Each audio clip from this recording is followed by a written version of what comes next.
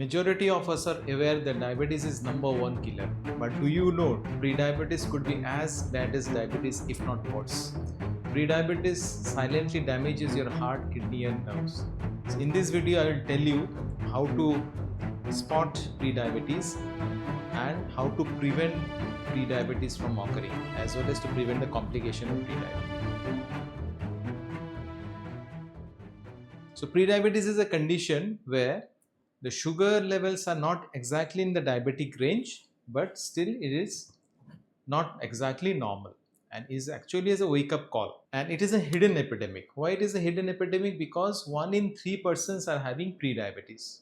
If a one person is diabetic, behind him 3 persons are pre-diabetic. And pre-diabetics have a higher risk for developing heart disease or a stroke, which we do not tend to understand. We tend to think that diabetes is a disease where the heart attack or heart disease or strokes are quite prevalent, but its pre-diabetes also can lead on to heart attack and strokes. And by the time pre-diabetes progresses, almost after 10 years, pre-diabetes can progress into diabetes. Up to 70% of the pre-diabetics develops diabetic over a period of a decade if lifestyle intervention and dietary interventions are not followed.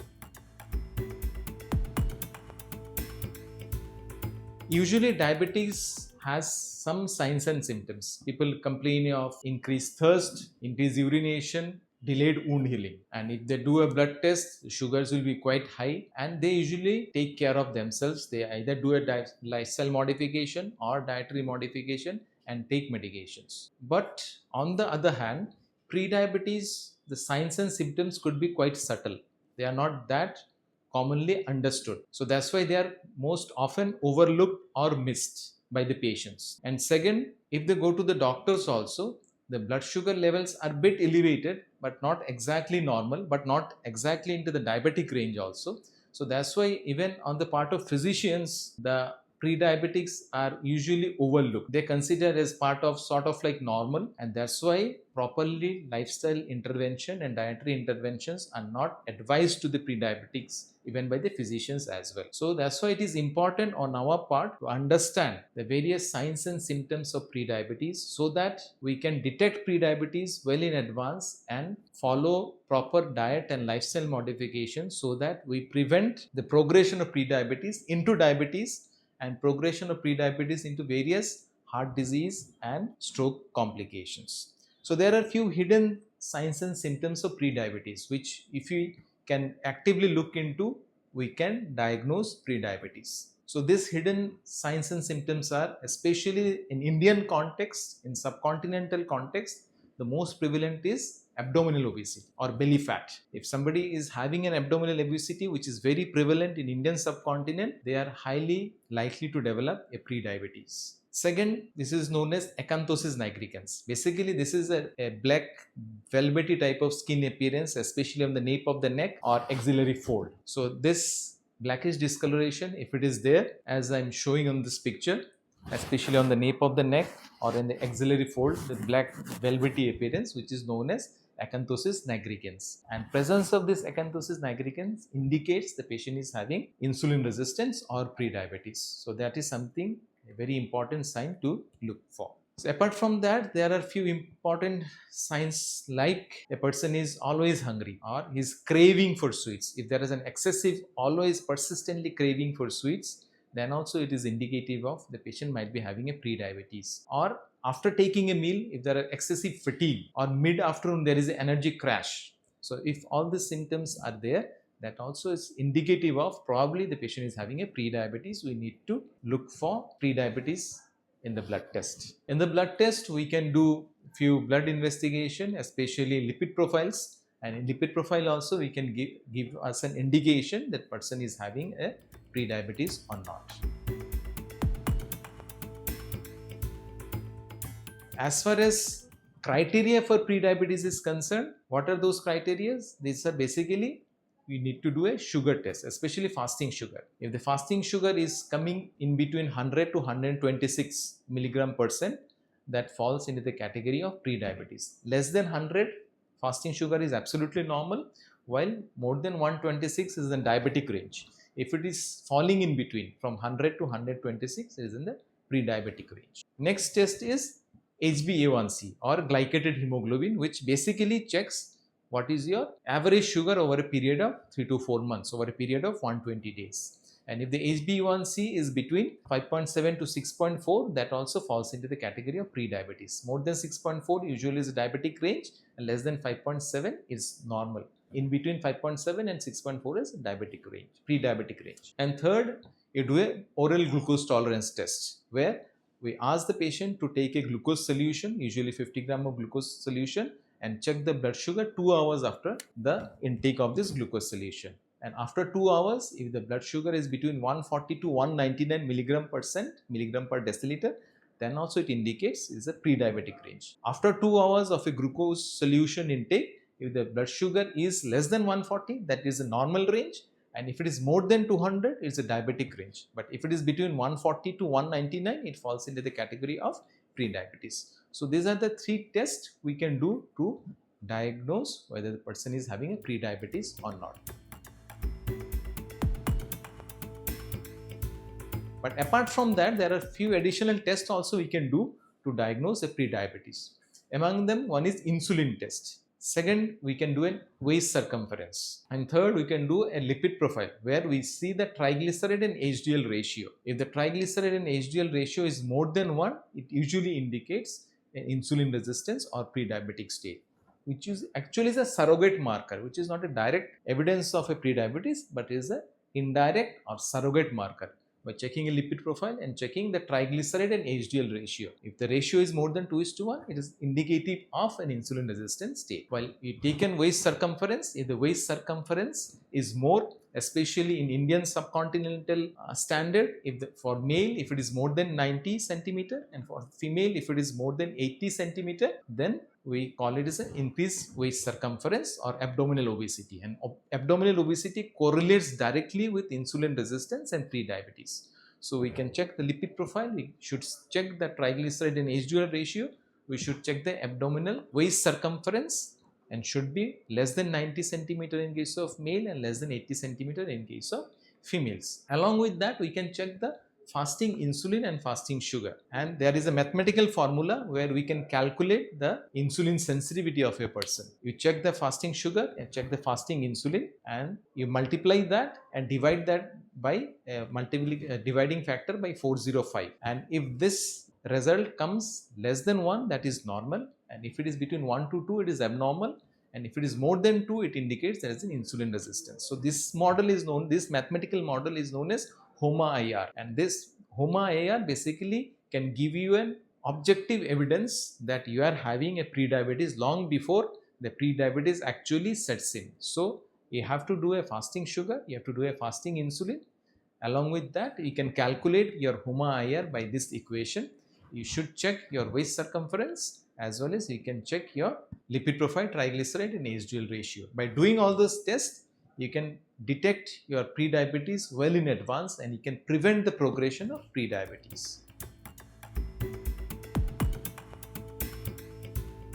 Belly fat is one of the most important factor in the causation of prediabetes or insulin resistance, because belly fat, they are not inert fat, they secrete various substances, basically various inflammatory cytokines, which causes insulin resistance, which causes that insulin becomes less responsive, the insulin receptor becomes less responsive to insulin, and thereby the insulin do not act properly, and thereby it leads on to insulin resistance. So belly fat is one of the most important risk factor, especially in Indian subcontinental standard, where belly fat is very prevalent, and presence of belly fat, waist circumference of more than 90 centimeter in case of male and more than 80 centimeter in case of female is an indicator the person is having a prediabetes and will progress into diabetes or other complication of diabetes if it is belly fat is not taken into consideration. So belly fat is something which is very, very important. So which all persons are a risk factor for developing prediabetes? As we have discussed, belly fat is one of the most important risk factor to develop insulin resistance or prediabetes. Along with the belly fat, age is also very important risk factor. As we age, we tend to develop more and more insulin resistant. That means our body become less and less insulin sensitive. So age is one of the risk factor. Belly fat is a risk factor. Family history. If you have family history of diabetes or pre-diabetes, you have a higher risk factor. Sedentary lifestyles and gestational diabetes, those who have developed diabetes in the pregnancy also is a risk factor. Along with that, PCOS, polycystic ovarian syndrome in case of females also, these are also risk factor for developing a pre-diabetes or frank diabetes later on. So these are the risk factors for developing pre-diabetes. So what is the harm?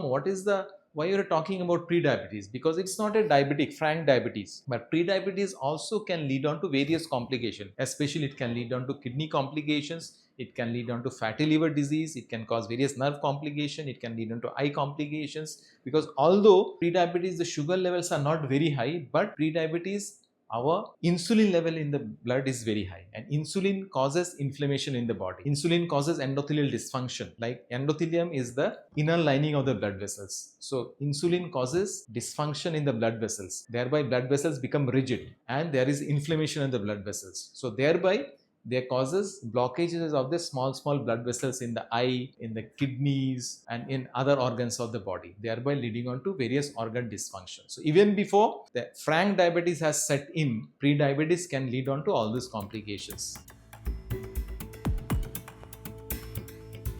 So not only pre-diabetes can cause all these complications, pre-diabetes also can lead on to cardiac complication, heart attack or stroke because of endothelial dysfunction, because of glycation, because of inflammation, where they damage the blood vessels. The blood vessels normally are very pliable. They are like a rubber pipe. They are quite elastic. But because of pre-diabetes condition, the rubber pipe becomes rigid. It becomes more like a lead pipe. So blood vessels become rigid.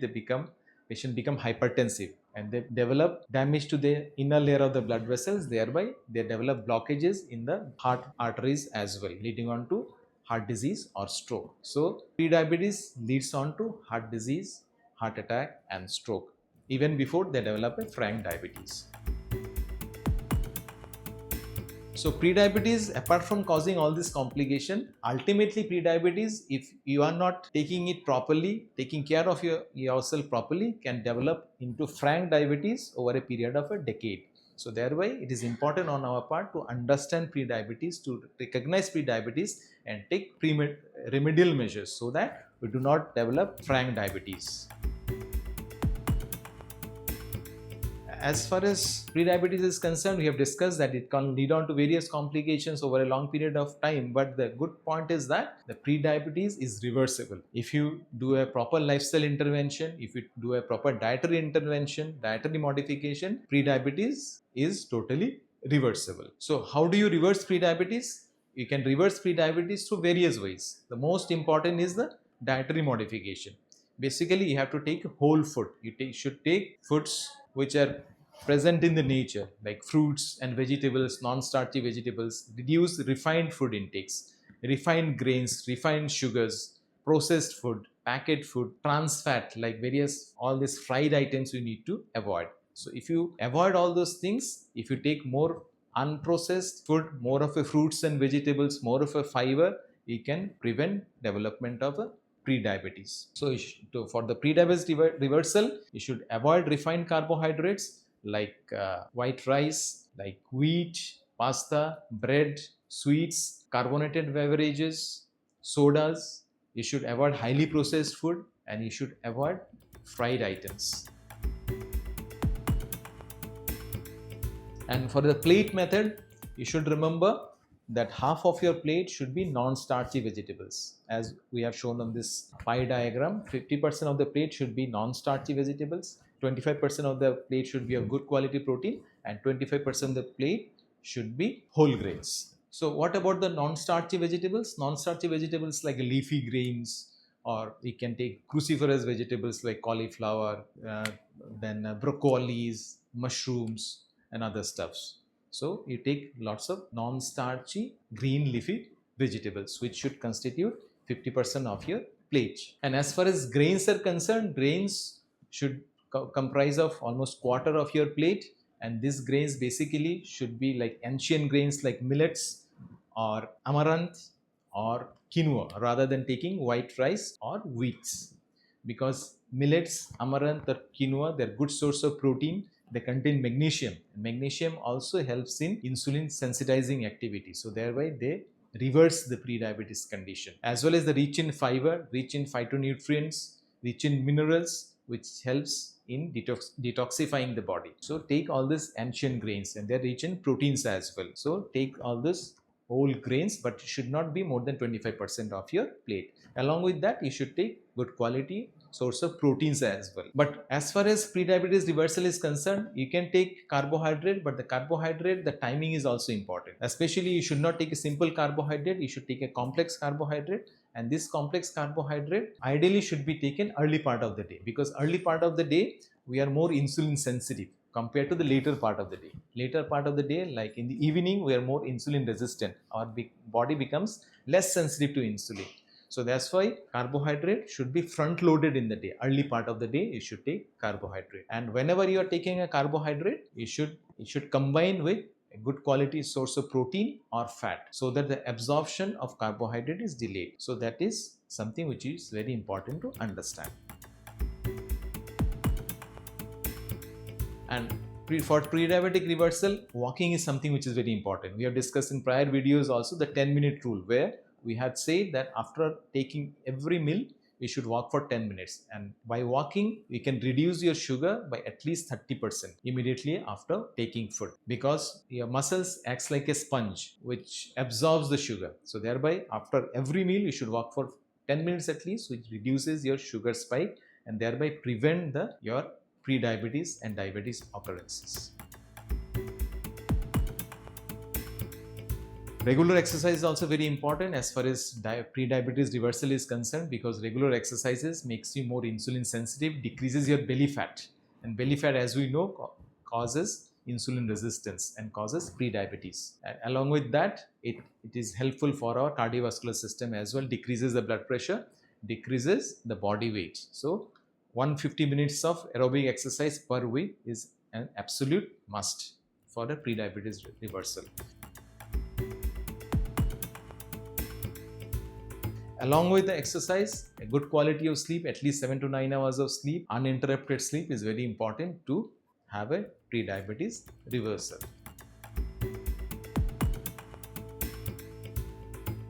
Along with the sleep, stress reduction, especially mindful meditation, going for a walk in the nature, thereby decreasing your stress and thereby decreasing in the cortisol in your system, helps in reversal of pre-diabetes, helps in decreasing the body weight, helps in the belly fat reduction.